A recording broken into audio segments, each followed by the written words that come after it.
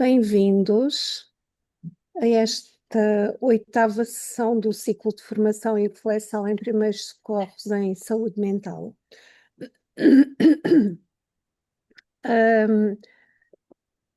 Nesta oitava sessão, o nosso tema é a saúde mental como um direito de todos. Neste mês de outubro, em que se comemorou também o Dia Mundial da Saúde Mental. Hoje temos a honra de ter connosco o Dr. Vítor Ramos. O Dr. Vítor Ramos, a quem agradecemos desde já ter respondido favoravelmente a este desafio, uma vez mais, é médico especialista em medicina geral e familiar, com pós-graduações em saúde pública e educação médica.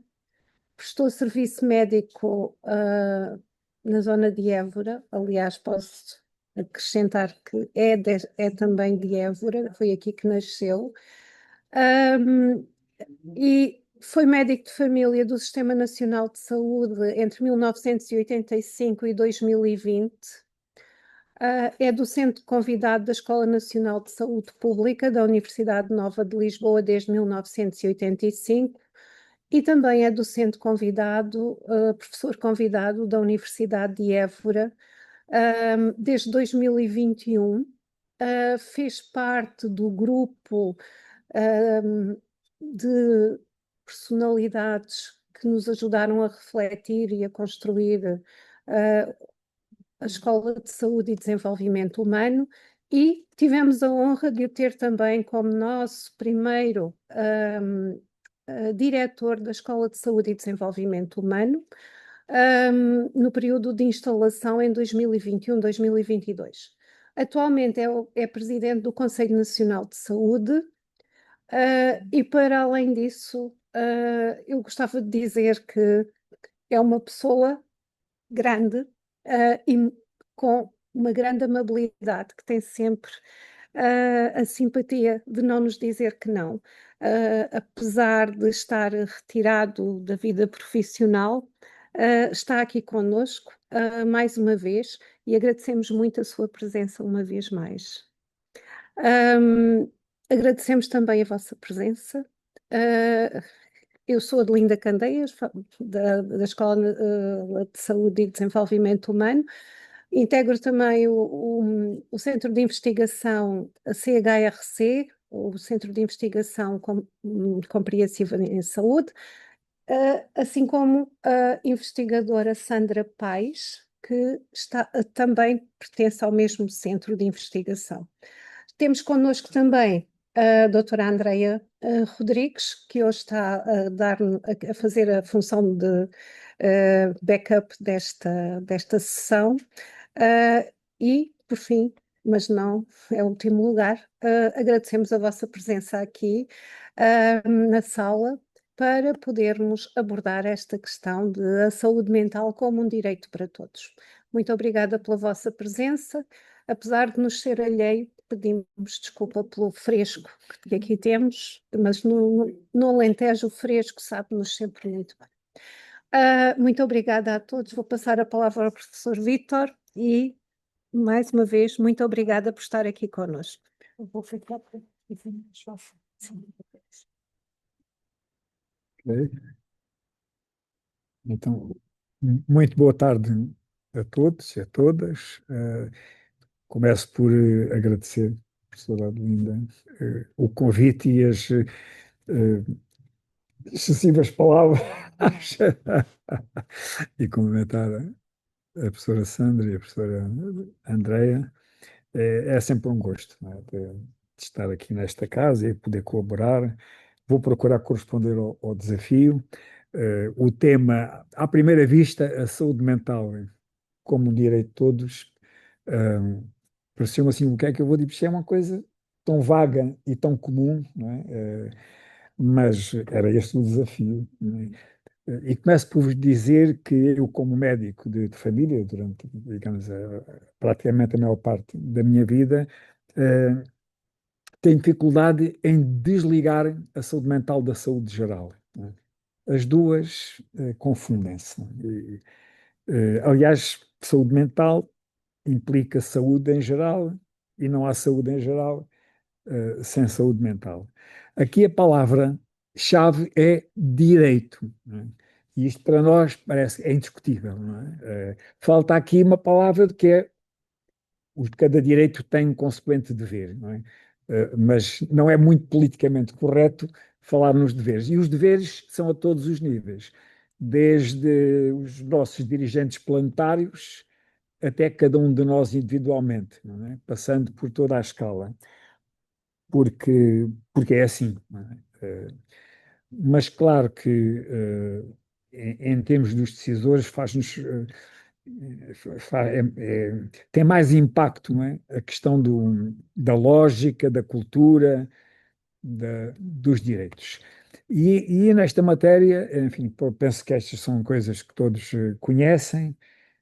Isto que parece simples, óbvio, não era tão simples. Se virmos que o, o discurso, não é? Os princípios, este impulso dos direitos é muito recente, é relativamente recente.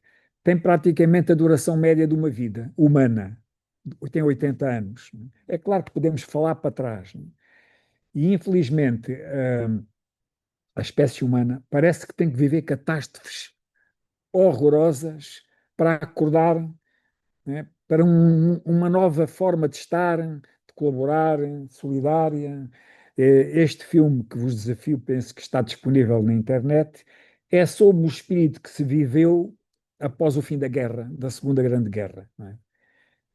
E que no fundo é um filme de Ken Loach, é relativamente recente, mas recupera imagens daqueles dias maravilhosos do pós-guerra, não é? De repente, os horrores parece que tinham parado. E aquela ideia de que isto não pode acontecer nunca mais, não é? E parece que nós estamos aqui a precisar de outro espírito do 45, eh, deu, digamos, em 3 anos, praticamente, houve uma transformação grande das instituições, das disposições, do rearranjo mundial, e, e claro, estas coisas 45 até 48 não é nada, são 3 segundos, não é? Eu costumo chamar o ano magno de 1948. E o que é que aconteceu? Pelo menos 3 coisas.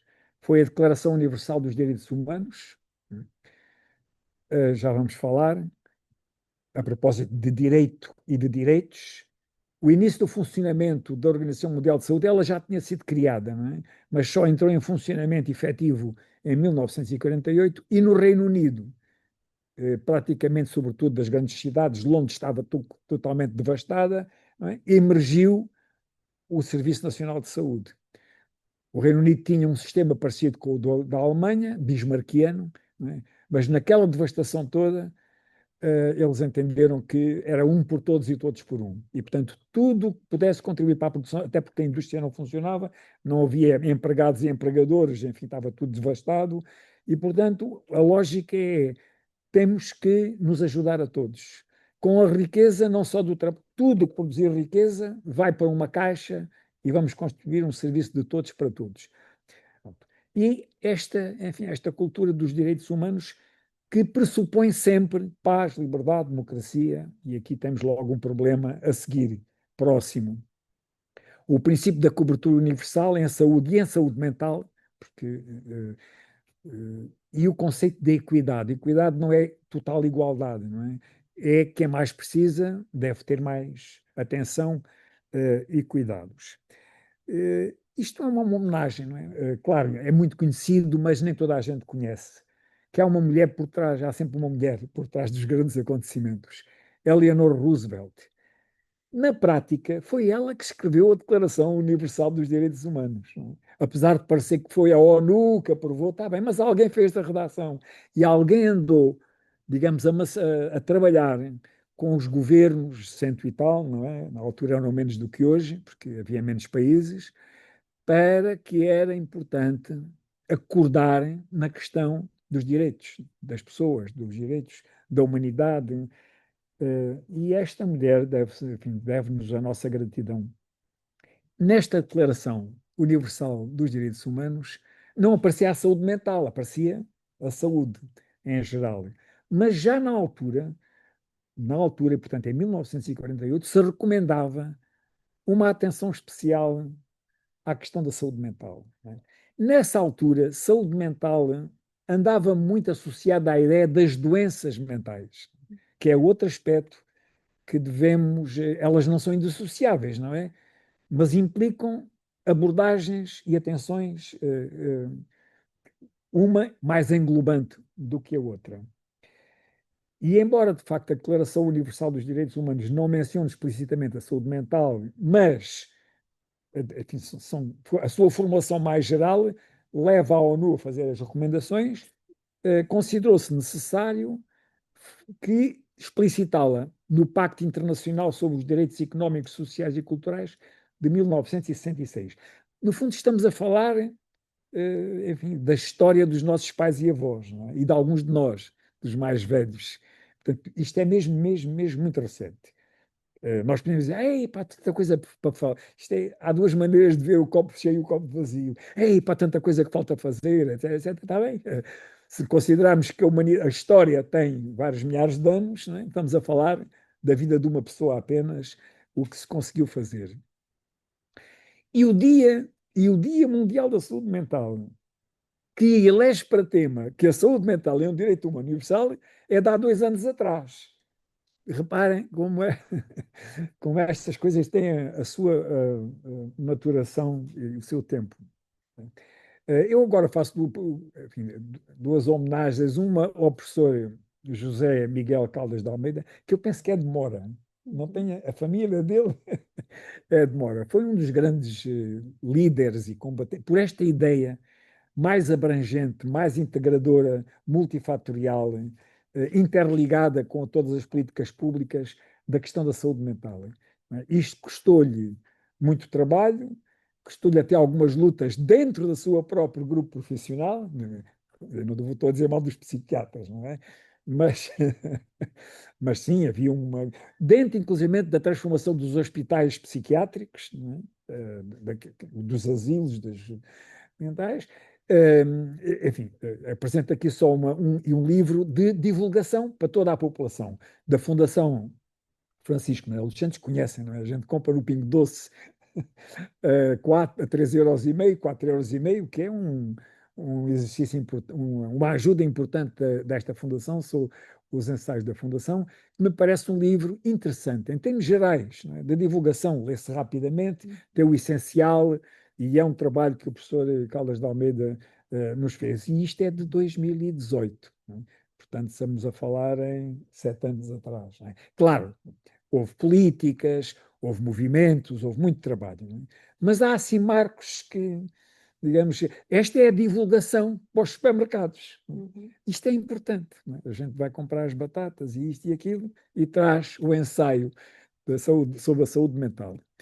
Como eu agora, enfim, estou a presidir ao Conselho Nacional de Saúde, nesta altura eu não estava no Conselho Nacional de Saúde, mas o Conselho Nacional de Saúde, no ano seguinte, em 2019, faz este, enfim, não é o seu primeiro relatório, mas um relatório, reparem, sem mais tempo a perder. Havia aquela iniciativa, estávamos a perder tempo, não é? Não é?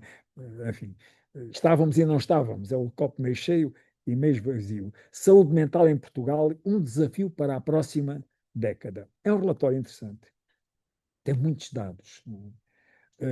Foi considerada uma prioridade nessa altura. Tem muito texto, tem 8 recomendações, vou aqui passar, não é? Sucintamente, mas aquilo que mais me atrai neste relatório são os anexos, que normalmente a gente não vai ler. E o que é que tem estes anexos?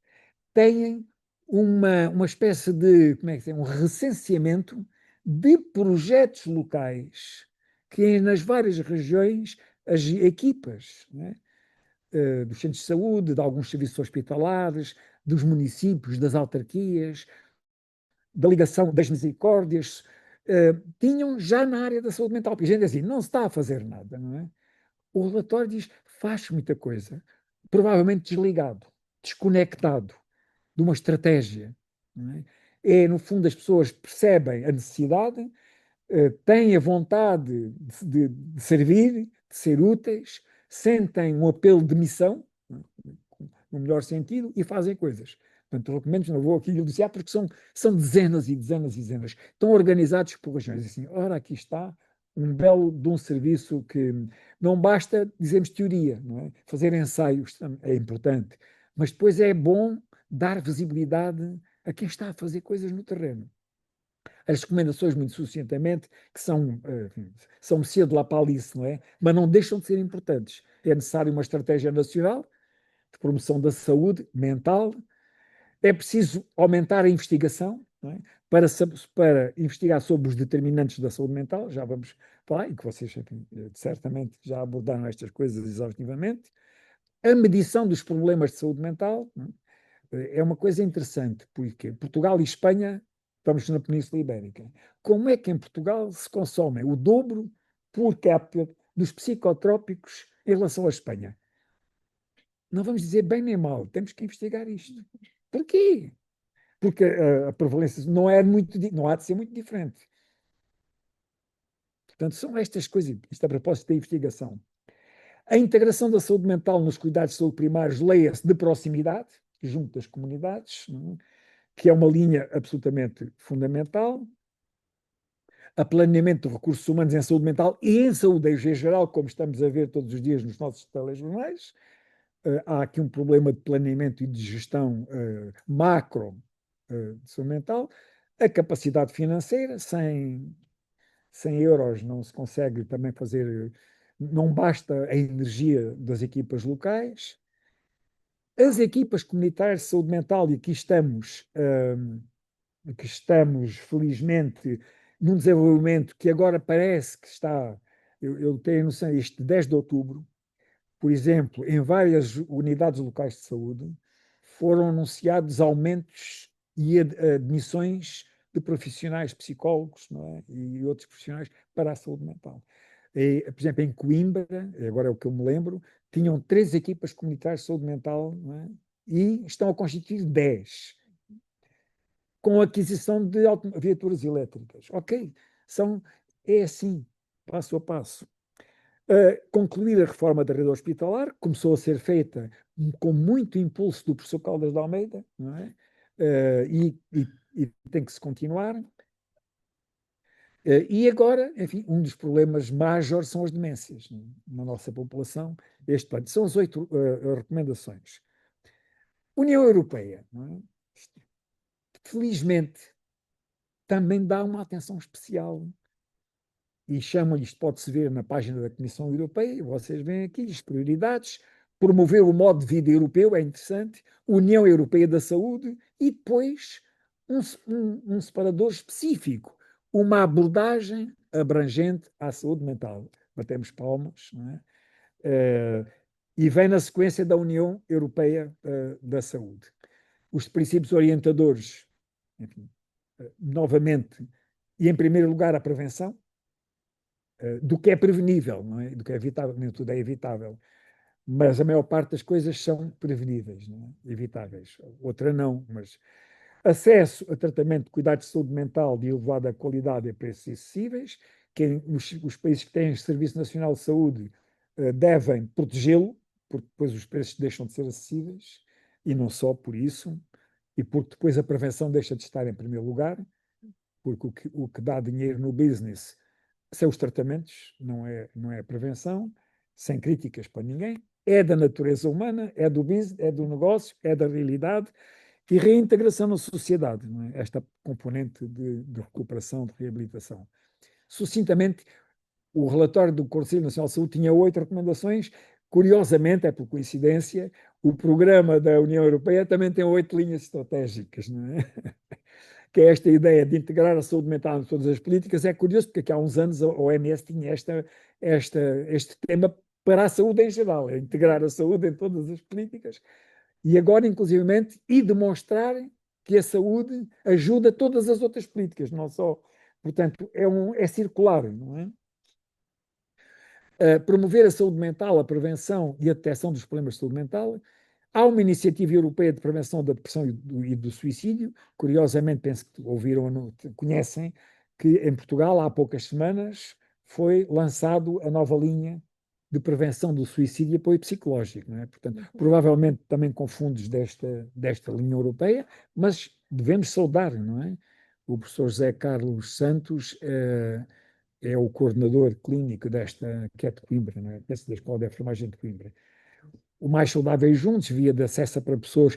Portanto, todos estes aspectos do Código Europeu de Saúde Mental, desenvolvimento, isto depois fica disponível, não é? Para Sim, todos. sim, Portanto, fica no mundo. não é sistema A terceira é a questão das crianças e jovens, não é? A rede de saúde mental para crianças e jovens. Isto é para a União Europeia, não é? E há linhas de financiamento. Pronto, é bom utilizarmos antes que o dinheiro vá para as armas. Quer dizer, ele vai para as armas, vai de certeza. Mas até lá temos que andar o mais que pudermos, ajudar os que mais precisam, as vítimas da criminalidade, de todas as formas, não é? Começar pela violência, ou começar com a violência doméstica, a questão das doenças graves, ou riscos psicossociais no trabalho. Enfim, na medida em que a maior parte dos participantes neste grupo são técnicas da universidade, e o vagarmente, no fundo, está nesta linha de iniciativas. A questão depois dos recursos humanos, agora mais ligada aos serviços, às equipas, digamos, à parte saúde, doenças, equipas de apoio. A questão esta é de sempre combater o estigma. Muitas vezes o próprio doente, quando está doente ou quando está a sofrer, não pede ajuda por causa do estigma. Muitas vezes não. E esta linha mais ambiciosa da saúde mental, a União Europeia propõe-se apoiar outros países. Em primeiro lugar, é colocada a Ucrânia, que com toda aquela violência, há muitos aspectos a ter em conta em apoiá-los, e depois este pacote mínimo de serviços mínimos, digamos, de solidariedade mundial. Em Portugal, temos esta, se quiserem aprofundar o que é que está a acontecer. Aqui, um outro nome que eu quero mencionar é o professor Miguel Xavier, que é o atual coordenador para as políticas de saúde mental, que, que é um combatente e um sofredor no sentido de que insiste, não há financiamento, mas pronto, e devemos, porque é assim que se avança, com o lema não há saúde sem saúde mental e vice-versa. E estes determinantes não é nenhuma novidade. Aqui é uma dúzia, não é? Para além de ter o núcleo que temos que trabalhar sempre, e isto em termos de saúde local e nas comunidades conseguimos ligar, isto é indissociável. Apesar de estarem em ministérios diferentes, não é? Em setores diferentes, temos que cada vez mais casar a saúde, a ação social, a educação nos contextos, o mais possível, é? Das comunidades, das escolas, dos locais de trabalho, enfim, dos bairros, dos municípios, etc, etc. Pronto, a dúzia das determinantes, por acaso eu estive a contá-las, não é? Nós muitas vezes fixamos-nos apenas na questão dos serviços de saúde, que são indispensáveis, mas são só uma componente. Há aquele valor que é slogan, não é? Os serviços de saúde determinam apenas 20% na fração atribuível de efeito ao bem-estar e à saúde mental. Provavelmente na saúde mental ainda é menos do que os 20%. São indispensáveis. Mas depois temos os aspectos ambientais, da questão do laboral, o rendimento. Não é? Um dos gráficos interessantes do relatório do Conselho Nacional de Saúde, o de 2019, é uma demonstração macro de que o rendimento dos países, não é, acompanha a melhoria da saúde mental. Assim, grosseiramente, dos países, das famílias, não é? Porque os países com grandes desigualdades podem ter um grande rendimento, mas se a desigualdade for muito grande, temos aqui problemas. A habitação, a alimentação, tem cada vez mais se compreende aquilo que se come, é a forma também como se funciona, não é? Psicologicamente. Há muita investigação a fazer. A atividade física, não é? Indispensável, não é? Os nossos músculos estão ligados a professora Andréa é da sua área, não é? Na psicomotricidade, não é? Os hábitos e qualidade de sono é um problema gravíssimo, não é? Em todas as idades. Este problema do sono é um terço da nossa vida que determina os outros dois terços e determina a saúde física e mental. Não se liga muito, não é? Pronto, e depois vem a questão do álcool, do tabaco, das outras drogas, as dependências, sexualidade, relações pessoais e sociais. Não é? Enfim, a questão da comunicação é uma coisa. Comunicamos violentamente. Na Assembleia da República a comunicação é tão violenta. Seria necessário. Aquilo não é bom nem para a saúde mental dos nossos representantes, nem se para a saúde mental de quem lá está, nem para a nossa saúde mental que estamos em casa. Eu, sinceramente, sinto-me agredido. Não é? Não, há necessidade. Não é? Pode-se ser adversário, não é? E não ser violento a comunicar. Como é que a gente fala o combate a todas as formas de violência, que é uma forma de violência, desculpem lá, é uma coisa que nos choca todos os dias, não há necessidade, não é? Tem que ver com estas relações. A participação social, cultural e política, e isto são responsabilidades de cima a baixo. Aqui, as autarquias locais podem, aliás, como dizer que há três conquistas fundamentais do 25 de Abril ou da democracia, que é a democracia e as liberdades, o Serviço Nacional de Saúde, que costuma-se dizer que é a maior, não sei, e o poder autárquico, as câmaras municipais, com problemas, transformaram o país e devemos lhe fazer, pelo menos eu conhecia várias cidades antes, não é? E depois as coisas estão diferentes, não é? Devemos fazer jus aos nossos autarcas, independentemente enfim, dos ruídos, a gente vê só as pequenas coisas, não é? A transformação, eu às vezes dizer, mas como é que isto se muda? Enfim, a saúde mental, isto a propósito do combate e dos sofrimentos dos nossos, que eu já falei, do professor Caldas de Almeida, do professor Miguel Xavier, é porque isto é preciso transformar o sistema de saúde e o serviço todo, porque isso é uma luta, neste momento, no Conselho Nacional de Saúde, onde estão representados desde a Confederação Empresarial, o comércio, o turismo, as associações de doentes, 9 ordens profissionais, universidades, portanto, estão todos os interesses. Há um projeto complexo, grande, que é conseguir encontrar áreas, isto é por encomenda até do governo, de consenso e compromisso para transformar. Vocês dizem isso é uma tarefa impossível. Pronto, estamos a aceitar. Enfim, o documento já tem 200 e tal páginas, não é? Com consensos e dissensos, é curioso. Os consensos são mais, mas de qualquer forma, isto é um diagrama que está num dos documentos e que tem que ver com aspectos que é fundamental continuar. Isto não está a zeros, não é? Que tem que ver com coisas que existem, mas estão fragmentadas, separadas, desligadas. Desde logo, o saber combinar a abordagem local com a abordagem central. E aqui há um imenso trabalho a fazer. Hoje, com o professor Célia, estávamos a ver, aqui a propósito da Escola de Saúde e da Estratégia de Saúde para o Alentejo e do Centro Académico Clínico, etc. É chocante que, não sei se têm esta ideia, que, e nos indicadores de saúde mental não há de ser diferença, nos macroindicadores de saúde, nos últimos 15 anos, a região do Alentejo tem vindo a piorar em divergência com as outras 4 regiões. É chocante. Não é? Tem que se dar aqui esta volta por vários fatores, não é só, são vários fatores. Mas provavelmente porque há aqui um desfazamento entre a ligação local, central e as prioridades, não é? Das entidades regionais. Não vamos culpar, se calhar todos temos um bocadinho de culpa, mas temos que ver o todo, o conjunto. E a questão do sistema de informação, de conhecimento, a universidade está aqui, a revolução digital, participação em controle social é fraquíssimo. Os nossos, há conselhos municipais, agora temos os conselhos municipais de saúde, têm que ser implementados. Aqui o Alentejo tem para aí 40 e tal autarquias, portanto pode ter mais de 30 conselhos. Estes conselhos são fundamentais, mas que façam participação e controle. O controle vai ter adversários.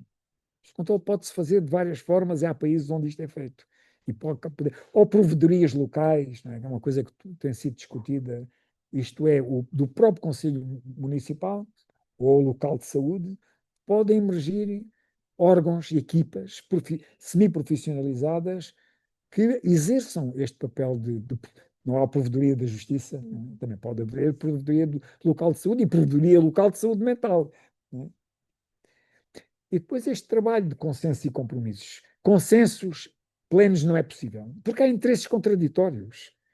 E temos que assumir, a sociedade é assim mesmo. Temos é que saber lidar com os. Porque, caso contrário, os interesses dos mais poderosos sobrepõem-se aos menos poderosos. Portanto, e não se consegue. Regulação sistémica mais desenvolvida, porque temos uma entidade reguladora da saúde. Nós temos coisas. E depois conseguir uma governação integrada, clínica, clínica barra técnico-científica e organizacional.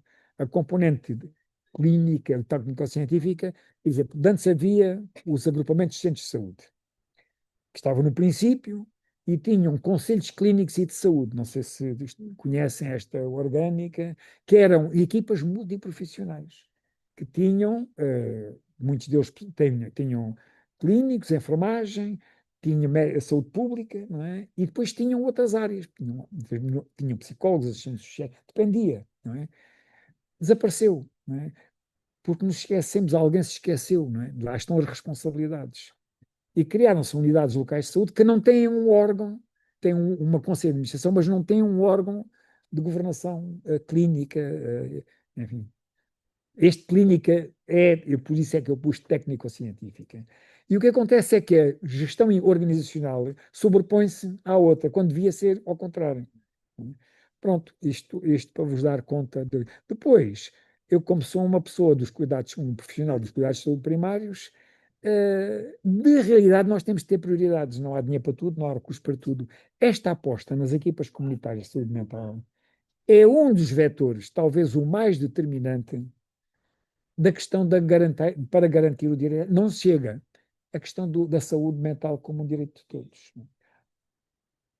E estas equipas, mas que não se isolem das equipas comunitárias de saúde em geral, porque há essa tendência. As equipas de saúde familiar, as unidades de cuidados na comunidade, porque há muita tendência de fazer segmentos. Isto é a minha gaveta, a tua gaveta, a gaveta dos outros. Portanto, há aqui um trabalho evoluir para, para algo que nós temos há mais de 50 anos, montado em Portugal.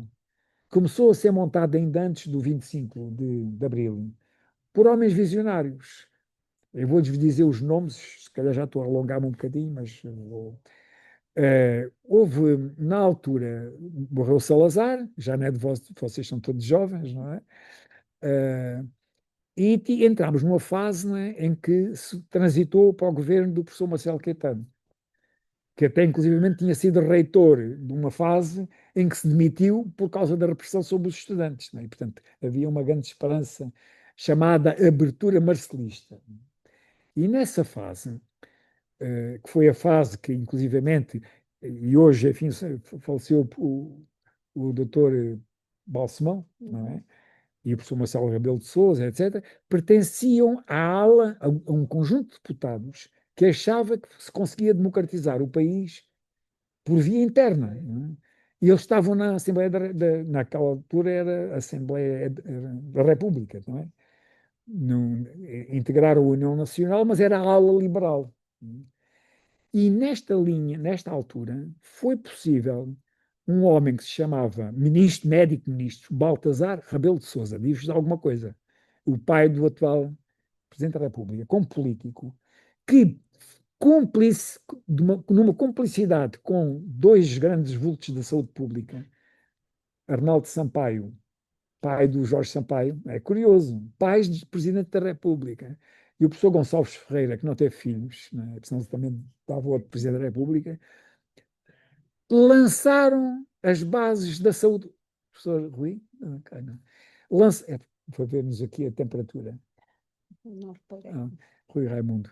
Lançaram-nos a base deste conceito, que não é muito utilizado. Saúde global, vocês já ouviram falar, não é? Há doutoramentos, há mestrados, há em todo o mundo, saúde global.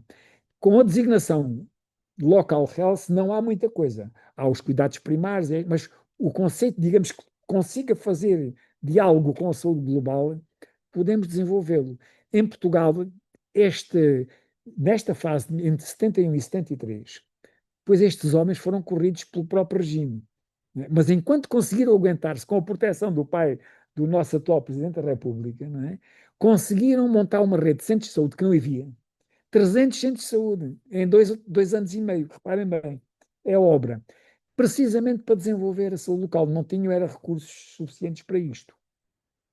E é curioso como o plano do Reino Unido, ou pelo menos de Inglaterra, anunciado em julho, portanto estamos a falar deste ano já, repara, 5 anos depois da nossa rede, né, porque eles não tinham uma rede de centros de saúde, a primeira linha de transformação do Serviço Nacional de Saúde Britânico é constituir uma rede de centros de saúde locais, chamam-lhe Neighbourhood Health Centers, que não era uma tradição do Reino Unido. Esta é uma aposta que podemos e devemos, porque nós temos experiência disto, né? Temos tradição disto. Portanto, e a saúde mental, com as equipas comunitárias ligadas às outras, não é? Porque senão são segmentos, não é? É possível atingir os cuidados integrados da proximidade, mais participação com órgãos, quer dizer, a participação pode ser poesia ou pode ser efetiva. Para ser efetiva temos de ter órgãos e poder na comunidade, a formação e motivação dos profissionais que pode começar localmente. Pronto, e depois vêm as tecnologias que hoje prometem uma série de coisas, o sistema de informação e saúde digital, que é muito importante. Esta questão do, por exemplo, o processo clínico eletrónico, que está no programa do governo, há financiamento no PRR, continua a marcar passo. Não é? Nós temos que ser exigentes. Pronto, por aí adiante. Voltarmos às direções clínicas e de saúde e uma governança e ação intersetorial local que tem que envolver as autarquias, e não só. Pronto, estas são as dimensões. Penso que era isto que eu queria partilhar convosco, para que o direito à saúde mental, um direito de todos, seja uma coisa efetiva, há muito trabalhinho a fazer. E cada um de nós, não é? Mas isto é dos políticos, é verdade, é dos intermédios, é das universidades, é das equipas, é nossa, cada um. Temos que ver, portanto, e fazendo a nossa parte, exigimos responsabilidade aos outros. Enfim. E bem-ajam pela vossa atenção.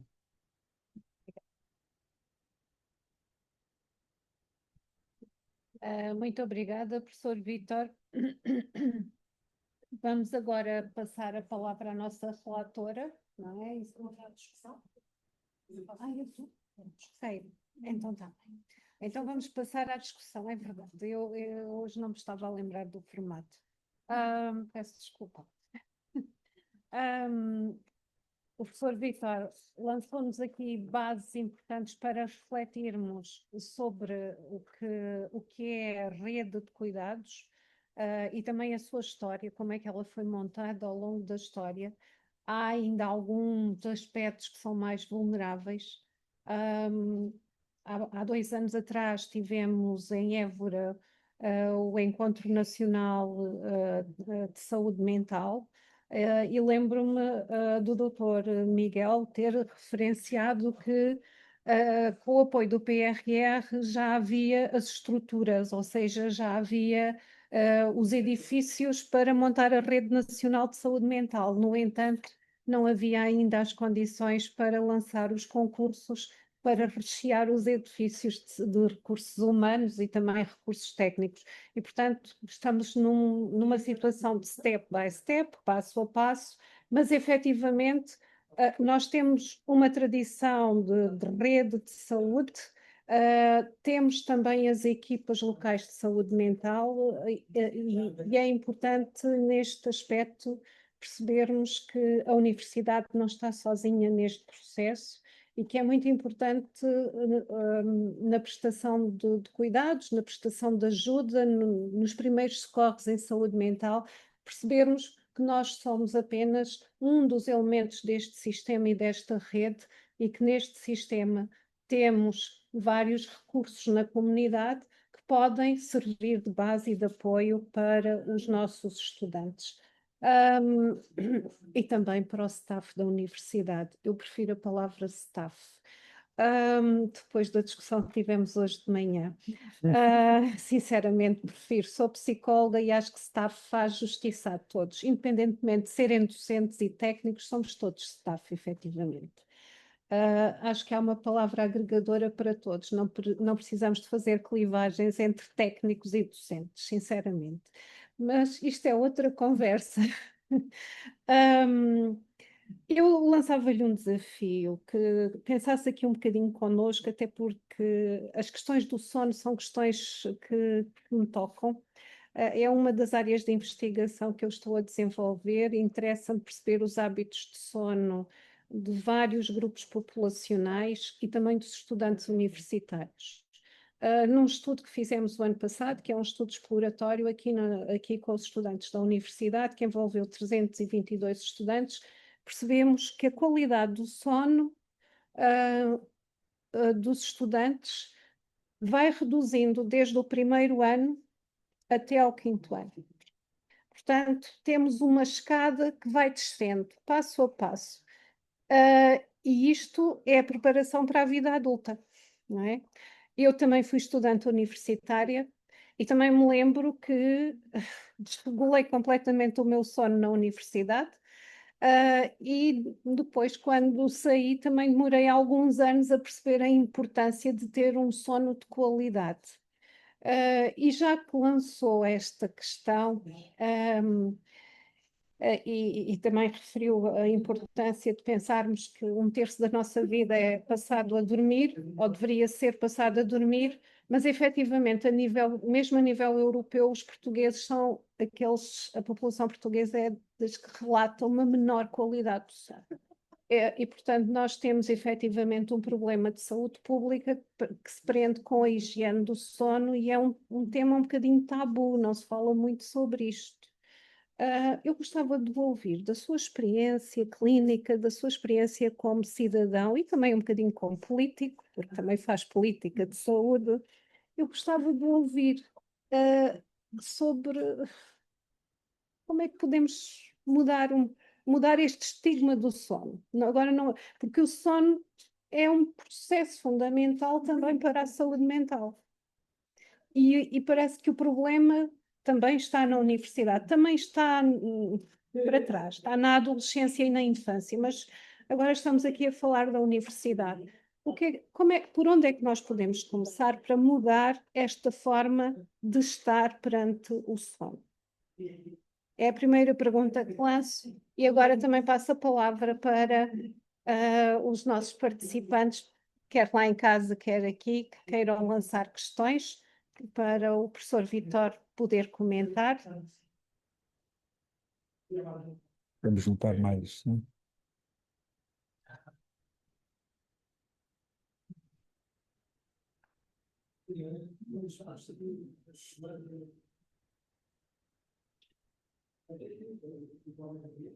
O ambiente está um bocadinho frio, os nossos neurónios também estão um bocadinho frios.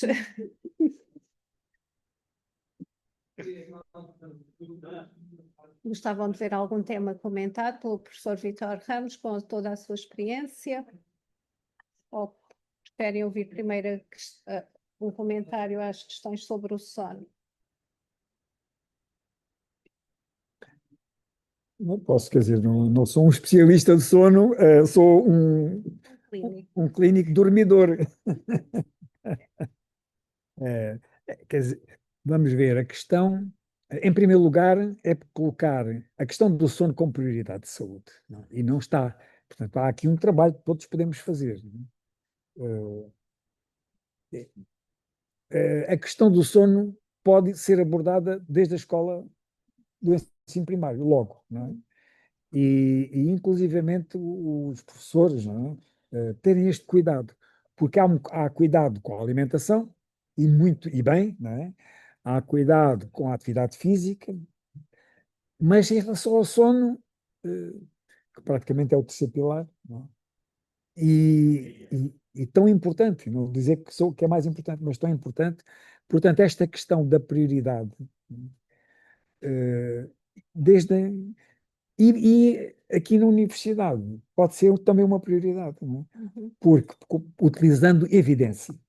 Se há esta evidência que o primeiro, isto é valioso, porque a universidade então deveria ser promotor de saúde e é degradador de saúde. Pode não ser universidade, mas isto É o estilo de vida. neste contexto, não estamos a acusar, neste contexto houve uma degradação. Então vamos procurar o que é que se passa. Não consigo ter, portanto, a partir daí ver, por exemplo, há muita iliteracia, mesmo em pessoas. Eu lembro quando era médico de família, pessoal que queria, enfim, pessoas universitários a pedir-me querem o comprimido. Né? Vamos lá ver como é que é. A que hora se deita, não é? A que horas se levanta, eh, quantas horas acha que precisa de dormir, pouca gente sabe. E cada um de nós tem uma necessidade determinada. É básico. E isso consegue-se medir. Até pode ser até no fim de semana, que é deita-se a uma hora e depois vê quando acorda espontaneamente. Faz isto 5 ou 6 vezes. Portanto, uns precisam de. O nosso Presidente da República diz que precisa de 4 ou 5 horas, não é? Eu preciso de 7h30. Sempre, não é? Começa logo por aqui. Cada um de nós tem que saber qual é a sua necessidade. São pequenos passos. E depois são aquelas coisas de higiene básica. Há outro dia uma colega psiquiatra estava já irritado, porque eu dizia, veja lá hoje, vamos lá, um jovem a perguntar, já tinha comprado 10 almofadas diferentes. Qual era a almofada mais indicada? A almofada. Como se a coisa associava à qualidade do sono, não é? A almofada. Não é? Pronto, isto é uma. Mas isto aconteceu. Não é? Portanto, são sempre fatores externos, não é? Fatores exógenos. Não sei se. Não consigo dizer mais, mas quer dizer, nós, ao nosso nível, ser uma prioridade, ao nível de uma escola primária, de uma escola secundária, de uma universidade, ao nível até inclusive também das empresas, tratar disto com os, eh, com os seus trabalhadores, não é? Depois entram aqui enfim, já todos sabem, os telemóveis, os ecrãs, não é? A malta jovem com a luz, as televisões, uma série. Exatamente, os estimulantes, portanto, por um lado é os estimulantes e depois os calmantes. Né? Eu lamento não lhe conseguir dar. Já nos deu pistas importantes, não é? Porque eu posso relatar que tenho alunos que já me relataram em anos diferentes e diferentes alunos que para estudarem para os exames, passam alguns dias a tomar estimulantes, podem chegar a estar 2, 3 ou 4 noites a dormir 1 hora ou nem isso, e depois a seguir vão tomar medicação vária, natural ou não natural, para relaxar, para conseguirem dormir. Porque ao fim de 3 ou 4 dias a dormir 1 hora ou a não dormir, depois têm que tomar alguma coisa para conseguir dormir. E isto é uma prática comum, não é assim uma prática tão fora, tão longe assim de nós. E de facto temos aqui uma necessidade que precisa de resposta a par das que referiu, a par das questões da alimentação e também do exercício físico, sem dúvida. Questões, comentários? Não posso continuar aqui Vou só encostar a porta. Tinha aqui dois comentários para pensar, mas ainda nesta lógica do sono também acho que mudou muito nos últimos 10 anos, sobretudo o excesso de substâncias. Portanto, se é verdade que se calhar há 20. Ok. Estamos aqui a mudar de lugar para ela ser ouvida. Estou a pensar que há 20 anos atrás o acesso a este tipo de substâncias também era muito mais difícil e, portanto, aquilo que hoje em dia se entra em qualquer supermercado e se compra bebidas energéticas, o acesso ao café, o acesso a substâncias, a suplementos online, hoje em dia é muito mais fácil e acessível do que era. E, portanto, é acessível eventualmente demais e, portanto, quer para um lado, quer para o outro. E não há forma nem de regular, nem só mesmo pela educação para a saúde. Isto era um comentário em relação ao que tu estavas a falar. Das minhas notas, tenho aqui duas questões, eventualmente, sobre as quais já tinha pensado também, que é a questão de Portugal-Espanha. Porque é que é tão diferente os consumos? E eu acho que é um aspecto sociológico muito diferente, apesar de sermos todos Península Ibérica, culturalmente Portugal é muito diferente de Espanha. Um, e acho que as pessoas em Espanha eventualmente são mais abertas e têm rituais diários de sair do trabalho e irem beber uma cerveja, uma canha e comer uma tapa, e portanto aqueles momentos de socialização com os amigos ou com a família, e o peso que a família ainda tem na cultura em Espanha e que deixou de ter em Portugal, que acabam por ser um pilar aqui também promotor da saúde mental. E, portanto, é muito comum nós vermos em Espanha, em qualquer parte de Espanha, ainda à noite, as famílias juntarem-se, diferentes gerações, partilharem saberes, irem almoçar fora ou jantar fora. E em Portugal isto perdeu-se completamente, o conceito de família e de estrutura de apoio. Portanto, eu acho que se calhar teremos que voltar um bocadinho atrás. Também fiquei a pensar um bocadinho nos indicadores, porque não tinha ainda olhado para estes últimos, que o Alentejo está pior que as outras quatro 15 anos regiões. Pois, na tendência, né? começa a ser uma tendência e que se calhar não pode ser por si só explicada. Não sei qual é a sua reflexão sobre a questão do envelhecimento e termos uma população mais envelhecida, termos dois extremos, né? Temos os muito envelhecidos e temos um peso já também muito grande de imigrantes que também vêm com outro tipo de problemas de saúde. Mas claramente que há aqui uma falta de planeamento estratégico ou eventualmente de ação das redes locais, porque, por exemplo, no Algarve, de onde eu tive muitos anos, as redes locais de saúde e de apoio social estavam muito aliadas em termos de dinâmicas entre os vários municípios, quando é que reuniam, e, portanto, dentro das redes sociais reuniam, tinham diferentes, e, portanto, todas as semanas havia, ou era a local dos municípios com as IPSS e as instituições, ou era intermunicipal, ou era a distrital que reunia as diferentes regiões, Sotavento, Barlavento e Centro. Portanto, se calhar há aqui uma planificação a este nível intermédio que tem que ser mais articulada entre os diferentes municípios. Não sei qual é a sua experiência, uma vez está no Conselho de Inovação de Saúde, não é? Conselho Nacional de Saúde. Conselho Nacional de Saúde, se é esta falta do nível intermédio que não está a articular e porquê? Porque sociologicamente o Alentejo também é um bocadinho diferente das outras regiões do país, não é? Eventualmente os municípios têm mais dificuldade de comunicar entre si, esta divisão do Alentejo Central, Alto Alentejo, Baixo e Litoral pode por si só dificultar esta ligação das equipas. O que é que está a falhar da sua análise, Dr. Vítor? Eh, Pois isso é um trabalho para a universidade fazer, isto é, Já estou a nós gostar. podemos lançar hipóteses, não é? Pistas, podemos fazer perguntas. Eh, portanto, é o tal, uma daquelas linhas da ação, não é? É uma prioridade fazer investigação sobre isto. Nós podemos colocar uma série de hipóteses, não é? E depois vamos tentar ver o peso de cada uma delas. São sempre vários fatores, não é? Aqui, eh, nós por acaso, enfim, vou dizer apenas um, não é a causa, não é? O, as CCDRs, não é? São importantes, não é? Têm os seus planos estratégicos. A CCDR do Alentejo Não tinha a tem, saúde. não tem dado por isso. Mas reparem, não é por isto. Claro. Este é um de vários, não é? Relativamente depois à parte geodemográfica, a questão socioeconómica, da indústria, da agricultura, até por aí adiante. Mas, por exemplo, as outras quatro CCDRs têm sido mais sensíveis à questão da saúde, por exemplo, não é? Mas não é esta a causa. Sim, não, mas não deixa de ser curioso que era a única que não tinha como eixo de estratégia Ah, urgente a saúde. mas isto é causa e consequência. Há outros fenómenos, não é, que têm levado a esta questão. Também é verdade que tem havido, em relação ao poder autárquico, não é? E isto não é uma explicação, mas merece ser investigado, que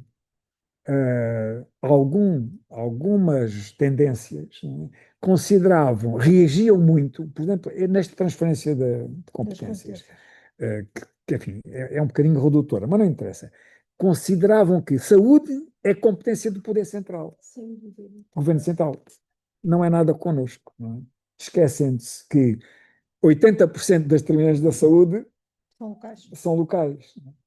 Portanto, mas tudo, naqueles, estávamos aqui a falar da questão do acesso aos produtos estimulantes, disto, daquilo, daquilo outro, e até inclusivamente, apesar das farmácias estarem proibidas de vender, mas há sempre uma, vendem, que são, a OMS muito recentemente incluiu, e ali naquele diagrama não está, é o 13º, 13 dá azar, não é?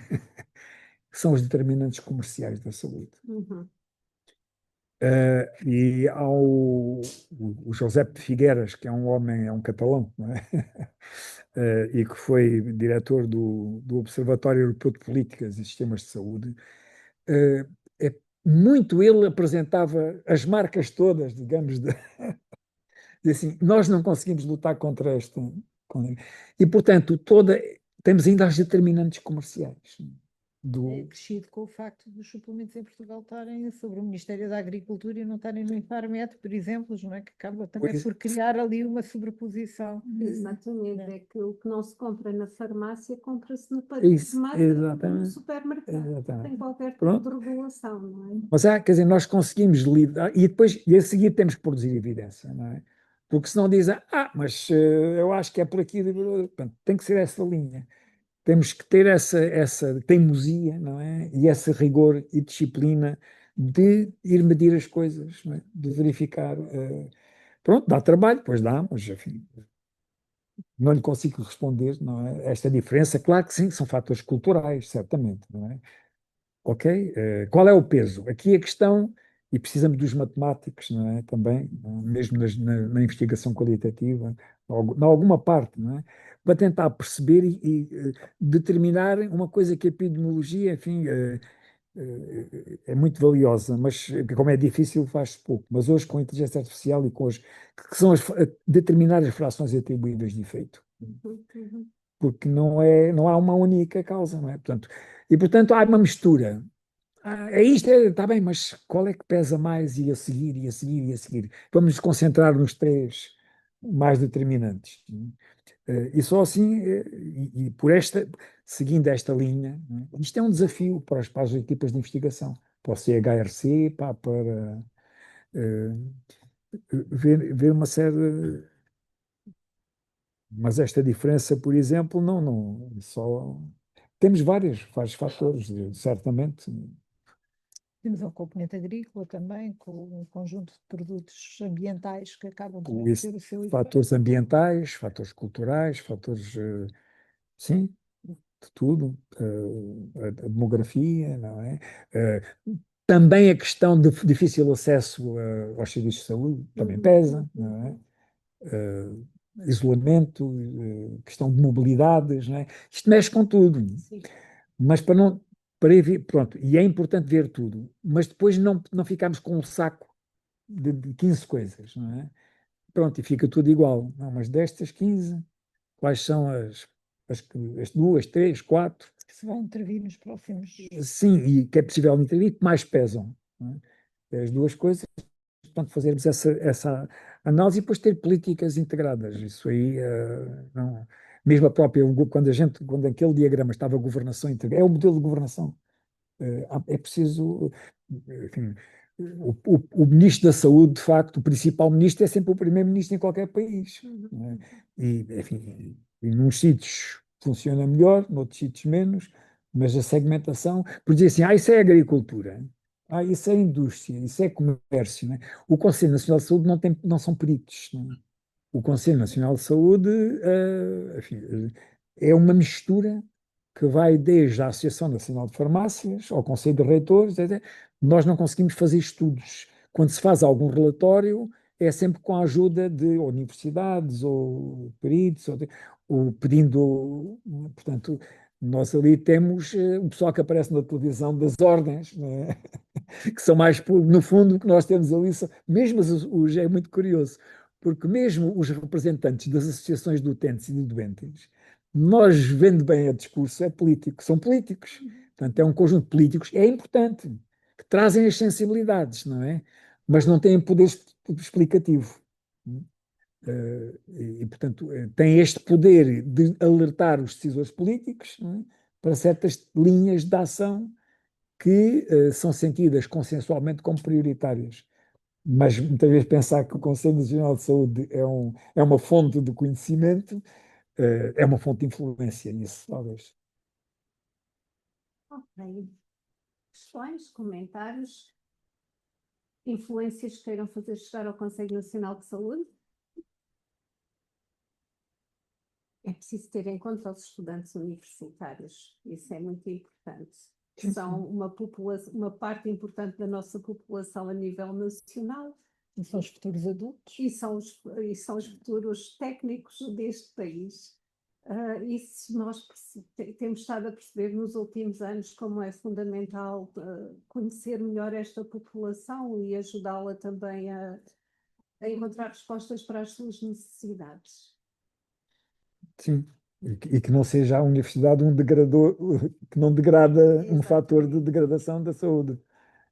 Mas também nos fica desta apresentação do professor Vítor, que efetivamente a saúde mental como direito não depende só da universidade, não é? Depende de uma comunidade, depende de uma rede, e temos que nos situar nessa rede para encontrar também respostas mais assertivas e mais globais para as diversas necessidades dos estudantes. E essa é uma questão importante e dentro daquilo que é a nossa ideia de promoção dos primeiros socorros em saúde mental, esta ideia é fundamental. Nós temos de estar em rede e precisamos de estar conectados com a comunidade para podermos prestar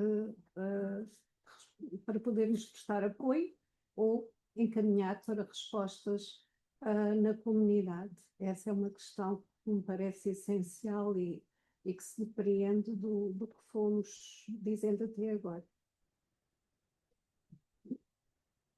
E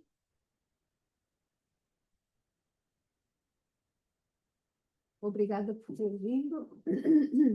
A apresentação está no Moodle, assim como vão estar algumas questões para a reflexão.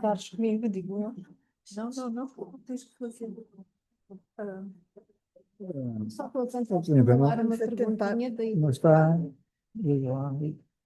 Lá em casa não há perguntas?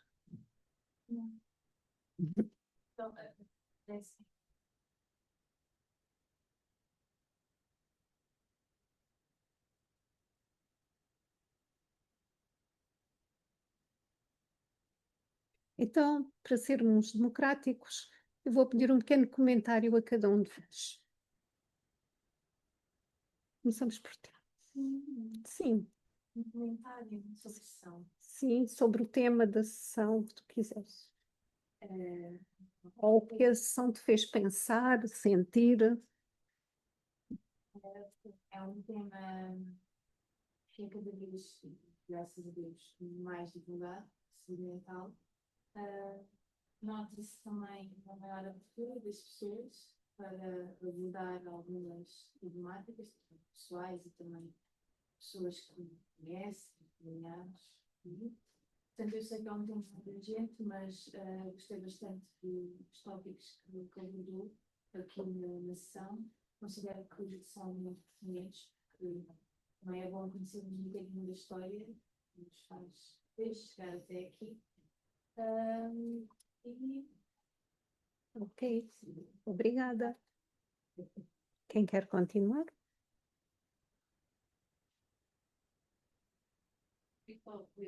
Realmente foi interessante ver a evolução que se tem feito nesta área da saúde. E quando o professor Vítor mencionou, é preciso viver-se catástrofes. Vamos logo para a questão mais recente que tem sido a pandemia, e ali as datas do Conselho Nacional, acho que foi 2019, saiu e logo a seguir tivemos uma pandemia. A pandemia teve as suas nuances negativas, mas penso sou eu, também tenho esta a minha percepção do psicólogo, tem algo muito positivo, ou seja, deixou as pessoas muito mais alerta para estas questões da saúde mental e da sua importância, e não só mas também de criarmos outras estratégias, até mesmo nós, como estratégias de autocuidado e outras situações que fazemos a nível familiar e que nos ajudam a promover o bem-estar, para que possamos, tal como o professor Vitor disse, no ponto de vista de todos nós, para a promoção da saúde e não deixar apenas para quando se vai ao médico de família, pedir um comprimido particular, outras situações. Isso fez-me refletir. Que efetivamente ainda há muito caminho a fazer, mas estamos a caminhar. Mas fazendo aquela retrospectiva de antes, 25 de Abril, até agora, vai ser difícil, não é? Mas se calhar íamos passar um bocadinho mais rápido. Não sei, é esta a percepção com que ficamos quando estamos a refletir. Efetivamente, há pessoas que querem muito trabalhar, e a universidade é um exemplo delas, porque amanhã estivemos aqui a explorar este projeto, mas quando fazemos esta retrospectiva histórica, fica sempre aquela sensação de parece que andamos com passos muito pequenos, mas obviamente só se consegue algo maior com passos. E como ficou aqui, reflexo com isto. Há tanto tempo que andamos aqui a lutar e a pensar, e às vezes parece que tal, pensamos no natural. Mas é muito. Mas fiquei a pensar nos steps, nos passos que se vai dando, não é? Muitas vezes avança, depois pensa-se no retrocesso, mas é preciso continuar, não deixar estas lutas. É assim esta reflexão. Obrigada. Obrigado. Quem quer continuar? Não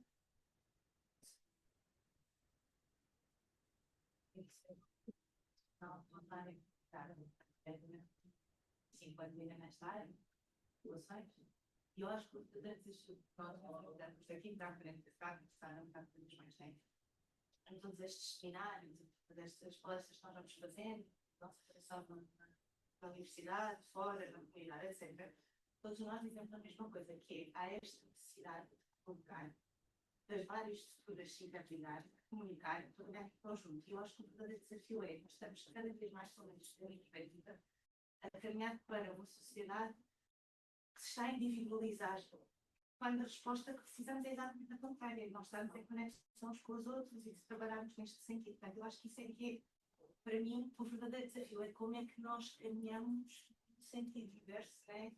Aquilo que está a ser, como é que nós deixamos de ser, deixar de acabar com o e voltar a falar comunitário. E, portanto, eu arrisco-me a dizer, na minha perspectiva, que falha muito ao nível das políticas. A parte da cidadania, da participação política, e nós conseguimos ver isso também nos mais jovens, que eles também têm a saber a significação. Eles conhecem as preocupações, mas envolvem-se pouco na comunidade. E eu acho que temos que voltar a focar um bocadinho e no promover esta participação cívica e lá está, e tirar o peso dos decisores políticos e do que é que cada um depois pode contribuir para a sua comunidade local, para a comunidade académica, para a comunidade que faz uma freguesia, para a autarquia, lá está, tirar mesmo o peso de cima, começar a intervir em baixo, totalmente. E estamos a ver muito grande, lá está, cada vez mais estamos todos mais desconexos dos outros. E acho que esse é que deve ser o grande desafio, vamos pensar como é que nós conseguimos voltar a promover isto. O tempo em que estas leis estão a ser esquecidas. Deve ser isso. Obrigada. É uma necessidade. Estamos a voltar a perceber que é mesmo uma grande necessidade e que não passa só pelos profissionais, passa muito pelas autarquias, como foi aqui abordado. E se nós olharmos para os programas das eleições autárquicas, se calhar não encontramos lá muita referência a estas questões.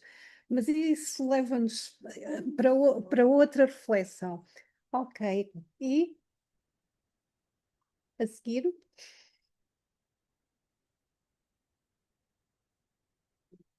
Já que a pessoa está toda assim. Façam uma partilha, é o que quiserem dizer.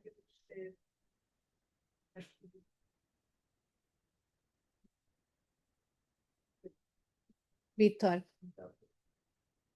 Gostei desta filosofia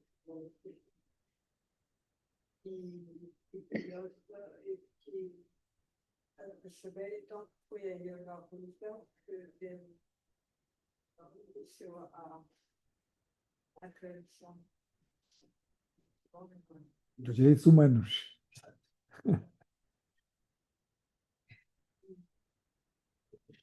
gostei dessa análise, dessa exposição sobre momentos de história, que é o desconhecido. Muito obrigada. E a seguir? A Fátima está-se a esconder atrás da Margarida. Quem vai continuar? Então deixem-nos uma palavrinha antes de sair. É o desafio. E já agora, quando vão sair, Não, perdoa. não, eu não perdoo. Eu sou muito assertiva, desculpem lá. Além de psicóloga, sou professora e tenho mais, se calhar, mais anos já de professora do que psicóloga. A colega Andreia pede para relembrar, para responderem ao nosso questionário final. Está uma folha a circular na sala. Por favor, é muito importante. Nós estamos aqui dentro do projeto Vagarmente, e o projeto Vagarmente, para sobreviver bem até ao fim, precisa destes indicadores. Pedimos desculpa pela maçada, mas é muito importante responderem e terem atenção à folhinha que está a circular. E agora pedia uma palavrinha de só. Não é preciso muito, só uma palavra.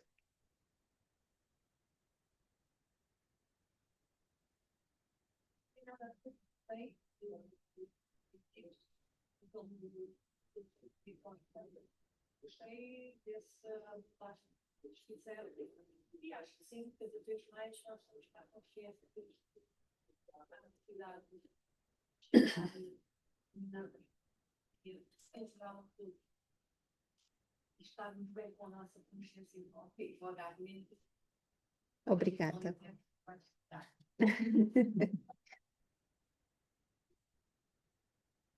E mais alguma palavrinha aí de trás? Parece-me que não. Não há problema. E agora a nossa colega Fátima. Dá para questionar, mas pronto. Eu gostei muito, eu estive um bocadinho atrasada aqui na sala. De qualquer forma, eu se conseguia apanhar a professora nisso. E sim, fez sentido. De qualquer forma, falei uma coisa que eu acho que é muito importante. A diferença, não sei se diferença é o termo, mas saúde mental é uma coisa, doenças mentais é outra. Muitas vezes, quando falamos nisto, abarcamos tudo. E eu incomodo um bocado, às vezes, quando estou com estudantes e falamos de saúde mental. E a minha saúde mental é, de facto, capacitar o outro para aprender a tomar decisões, a ser responsável, a encontrar o seu caminho para a felicidade, que é o caminho que as pessoas nasceram para ser felizes. Começa-se logo a falar de depressão, começa-se logo a falar em ansiedade, e aí já estamos no quadro clínico. E antes disso, há todo um trabalho a fazer. Como é que eu ajudo aquele jovem a capacitar-se, a ter estratégias para evitar chegar a que a ansiedade, que até é bom que existe, se torne um fato patológico, né? E eu penso que nós temos falhado aí, né, nesta parte anterior. E depois também penso na questão dos afetos. Eu há dias li um artigo interessante que era alfabetização emocional.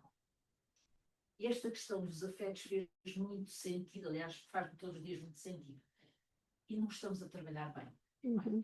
E quando vemos, e nós adultos também já vamos fazendo isso, mas mais os jovens agarrados ao telemóvel, eles passam na rua e não se cumprimentam, mas estão a falar com o telemóvel uns com os outros. E isto incomoda-me, não é? A minha geração não viveu isto, não é?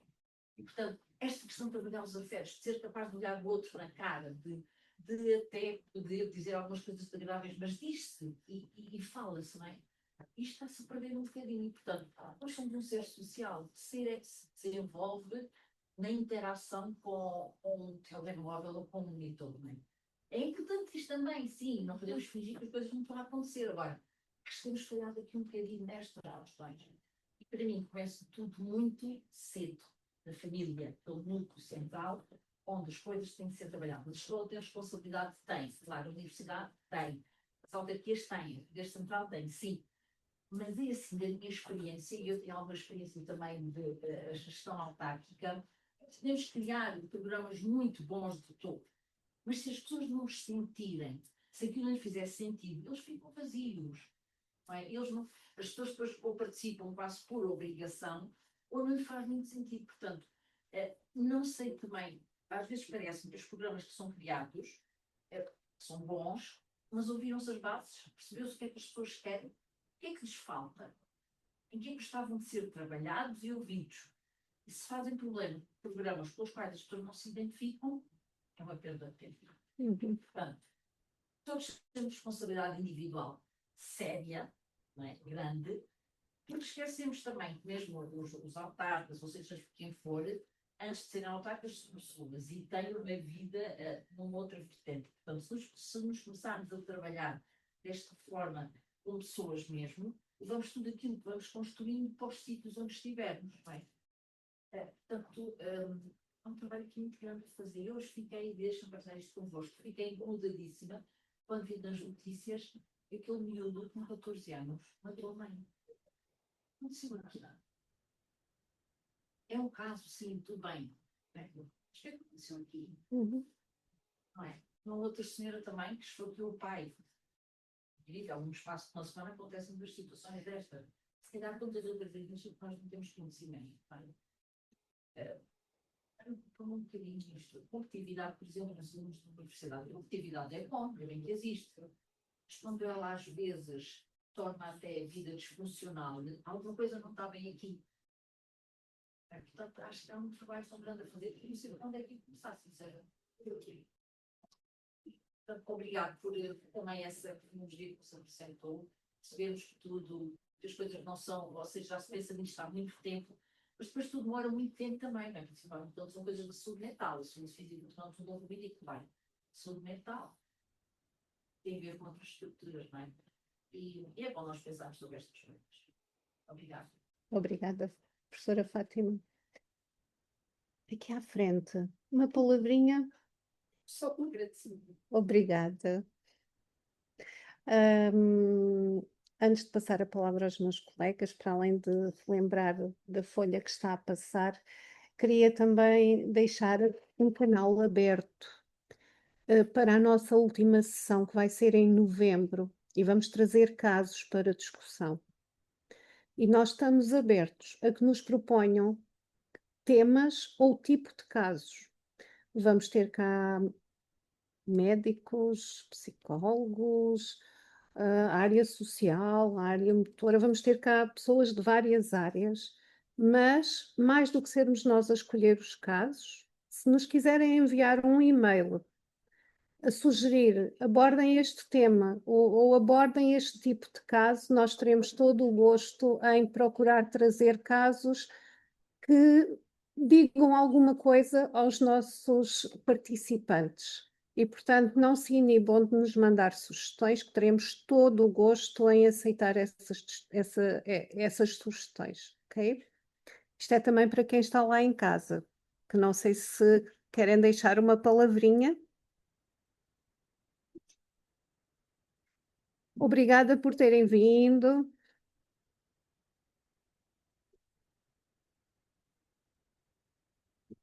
Agora uma palavra para a Sandra, para o Dr. Vítor. É fácil de fazer o resumo, porque como tu passaste por todos, acho que fizeram um resumo bastante alargado, e pronto, aquilo que eu destacaria mais, para além do aspecto cronológico, dizem que foi há muito tempo, eu acho que, em ponto de vista de saúde, 80 anos não é assim muito.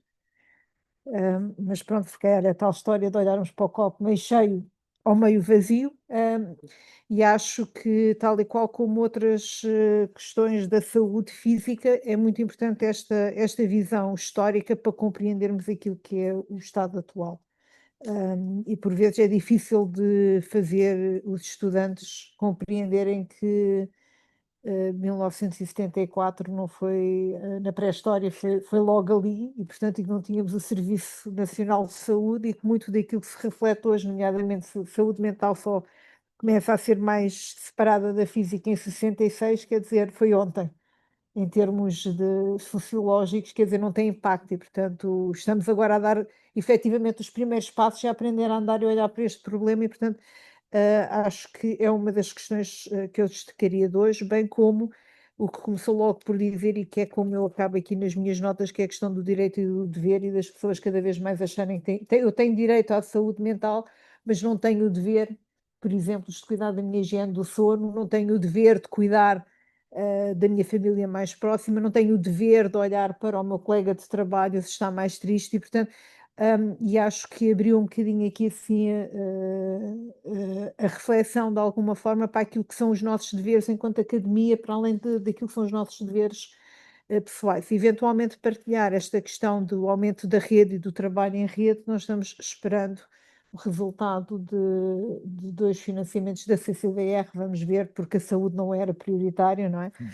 Se quer eu, quer a Adelinda, conseguimos precisamente para fazer dois pilotos, um com idade, com população em idade adulta, e um com crianças em idade escolar, precisamente para tentarmos provocar de alguma forma as redes locais, os municípios e pôr estas equipas a trabalharem com a academia. Mas estamos obviamente dependentes do financiamento. Há outros passos que estamos a dar com a saúde pública para tentar avançar, mesmo que não se tenha o financiamento, mas estamos despertos para esta necessidade que a academia tem que trabalhar com as equipas de saúde locais e temos uma responsabilidade enquanto academia de promover estas dinâmicas, que aliás o Vagarmente já está de alguma forma a dar estes passos com as unidades locais de saúde e a tentar promover o encaminhamento dos casos mais complicados para a saúde, mas se calhar do ponto de vista da prevenção, como a colega Fátima falava, temos muito trabalho a fazer com os municípios e hoje da discussão também me lembrei muito das questões da escola secundária e se calhar também temos uma responsabilidade junto da escola secundária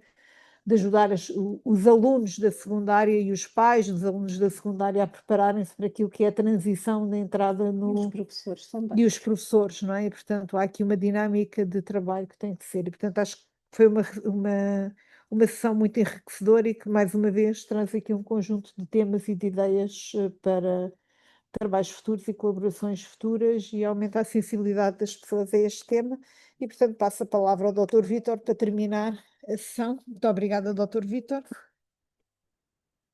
Eu é que agradeço, né, a oportunidade de estarmos aqui. Uma pergunta: o Vagarmente foi criado quando? Portanto, isto foi uma resposta a uma candidatura, a uma linha de financiamento que a Direção-Geral do Ensino Superior criou no final de 2023. Muito bem. E antes não havia Vagarmente, e agora há. Agora há, mas acaba no fim de 2026. Portanto, e criou para todas as instituições de ensino superior que se organizaram e que quiseram concorrer. Portanto, todas as instituições que concorreram tiveram algum tipo de financiamento e que basicamente procura responder às grandes necessidades que as instituições de ensino superior estavam a identificar junto da população estudantil. Foi exponencial depois do Covid. Exatamente. Como E forma que de Suzete. explodiu como um cogumelo a seguir à Covid. E, portanto, foi uma tentativa também de dotar as instituições de recursos humanos e também de recursos financeiros para criar políticas e medidas internas de resposta. Nós aqui tivemos um incremento de recursos humanos nos nossos serviços de apoio aos estudantes, que nos permitiu contratar 2 psicólogos Diminuir a lista de espera, aumentar a capacidade de resposta. Não existia totalmente, mas existia a resposta. Agora, exatamente como o professor referiu, era também as organizações e as políticas e esta abertura e sensibilidade para se perceber efetivamente a importância e dotar as organizações de recursos para que possam efetivamente atuar. E não é só na resposta efetiva do acompanhamento individual, na intervenção, mas sim também na prevenção, tal como o professor também referiu, não se pode evitar tudo, mas dotar as pessoas de capacitação, de maior sensibilização e de dotar de outros comportamentos que contribuem para a promoção da saúde. o vagamento com esta linha de financiamento permitiu efetivamente aumentar recursos. E hoje foi possível verificar que o termos aumentado recursos aumentou-nos a capacidade de resposta. O facto de termos aqui um vagamento que nos permitiu agregar de uma forma multidisciplinar as várias linhas promotoras podem contribuir para a promoção da saúde, no seu geral, nomeadamente a mental, né? Para mim também não consigo desagregar saúde mental, interligado, permitiu ter outras formas de poder auxiliar e contribuir para promover uma melhor saúde, um melhor bem-estar. E isso faz com que mais estudantes possam ter resposta e poder ficar à espera de efetivamente ter uma intervenção quando por vezes há outros mecanismos, como os programas motores de competências e intervenções em grupo que permitem adquirir algum conhecimento, de alguma forma, ir aumentando a literacia, mas também capacitando cada vez mais a comunidade académica. Mas isso é bom.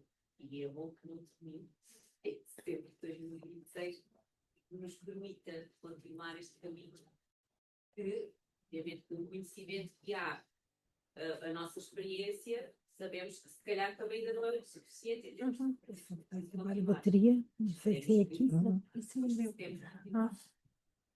Está ali a dar o sinal de bateria. Pois é. Eu sei que era este carro. Não. Desculpa, se Ops, foste necessidades dos temos aí um. para não perder os alunos que estão lá. Oh, chega aí. Sim. Ah, Já deu? espera aí que eu vou mudar aqui. Tá. A tomada não tem luz, já. Já está. A minha pergunta é no aspecto porque, no fundo, estamos a vivenciar um passo, uma melhoria, não é? E, portanto, esta objetivação, pequenos passos, não é? Só se melhora aquilo que se mede ou que se pode aferir, não é? E, portanto, esta disciplina de ir medindo, não é? Para documentar, porque tem também um efeito sobre nós próprios e sobre o exterior. Há uma série, por exemplo, a questão das redes locais. Nós temos as CLAs, que são os Conselhos Locais de Ação Social, são preciosos, a gente não liga muito, não é? E podiam estar ligados à saúde. E em alguns municípios, No Algarve estão, por acaso, eu É. não tinha percebido que aqui Está- não estavam no Algarve. a ver, e alguns tiveram, quer dizer, não é a maioria, mas para aí de 20%, em 20% das comunidades dos conselhos são classe, são conselhos locais de ação social e saúde. E, portanto, mas isto pode-se medir. Em quantos há dos 308? Não é? 60? Não haverá tantos. Pronto. Mas, ok, mas vamos discutir. Não é? Portanto, esta questão. A professora Adelinda mediu a autoperceção será assim, Não, foi mesmo um índice de qualidade do sono. com o Pittsburgh. Ok? Agora, temos uma obrigação, quer dizer, que é, vamos medindo. Não é? Estamos a melhorar daqui a de 3 em 3 anos, em função de intervenções. O vagarmente, eu quando vi vagarmente gostei logo, assim, olha que boa ideia. Mas há mais vagarmente ou é só aqui a Universidade? Ou não, outros têm outros nomes. Ok, Sim. belo. Portanto, nós também temos, a vida humana é que é curta, não é? Estes processos são relativamente longos. Às vezes temos a sorte de haver saltos, não é? Eu por acaso, foi bom falar nesta questão da Covid, porque este programa da União Europeia, quando a gente lê, é desencadeado pelo pós-Covid. Interessante, não é? Portanto, há um alarme a nível europeu. Bom, nós também nos entusiasmamos, não é? Na medida em que podemos ver as mudanças, mas temos que também ter essa disposição de medir, de ilustrar, porque é sempre possível, porque a nossa ideia é que está sempre tudo mal, e não é verdade, não é? É interessante, por isso é que eu vos falei dos anexos, porque eu pensei, epá, isto é precioso, não é? E eu disse assim, e se agora o Conselho voltasse a fazer o mesmo, tínhamos duplicado isto, mesmo que aquilo aumente 50%, eu fico feliz. Seguramente não está na mesma, ou se estiver, temos que nos preocupar. Não sei, não tenho muito mais, eu gostei de estar aqui. E nós gostamos muito de ter cá. Eu só ia dar uma palavrinha final. Eu estou há muitos anos nesta casa, e estou há muitos anos, sou psicóloga há 33 anos, e eu tenho a percepção que se deu um passo muito importante. Eu, como estudante, estive no primeiro movimento português de desinstitucionalização da doença mental em Coimbra. Eu ainda fui com os meus colegas ao Sobral Cid e ao Hospital do Lourvão lutar pela desinstitucionalização dos doentes mentais. E, portanto, de lá para cá, deram-se passos muito importantes, mas este programa da Direção-Geral do Ensino Superior, para mim, marca um passo importantíssimo, porque pela primeira vez há uma linha de financiamento para o ensino superior que não é sobre o sucesso académico. Finalmente se reconheceu que o bem-estar do aluno e que o sucesso académico está dentro do bem-estar, está dentro de algo mais geral, que é a qualidade de vida e o bem-estar e a saúde mental e a saúde. Infelizmente, esta ideia ainda não chegou ao ensino básico e secundário. Então é o próximo passo. É só assim uma provocação, já que estamos aqui quase em família, não é? É uma provocação, não é? Porque isto é uma mudança de paradigma. Porque ao fim de tantos anos de democracia, reconhecemos que a universidade não presta só um serviço de sucesso académico, e que há muito mais, há uma pessoa. Nós estamos a formar cidadãos, estamos a formar pessoas, estamos a formar seres humanos, e é preciso garantir que estas pessoas vão para fora da universidade com um bem-estar, com uma qualidade de vida, com hábitos saudáveis promovam o seu desenvolvimento saudável, não é? Porque não precisamos de desenvolvimento saudável só quando chegamos aos 55, não é? É muito importante começar antes. E, portanto, isto é uma palavra de esperança, e dizer que eu concordo com o professor Vítor, temos evoluído, temos dado passos importantes, mas às vezes isto é muito lento.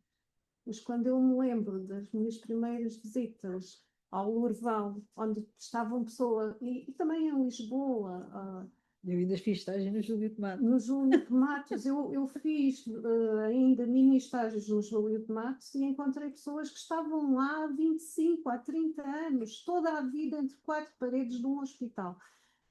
E, portanto, não é dizer que hoje estamos muito E havia bem, Marvila também. não é? Mas demos passos importantes, mas há imenso para fazer. Eu só vejo coisas para fazer. Mas pronto. Muito obrigada por me ouvirem. Eu é que- Obrigada, professor Obrigado. Vitória. Obrigado. Obrigada a quem Este está lá em estímulo de casa. reflexão.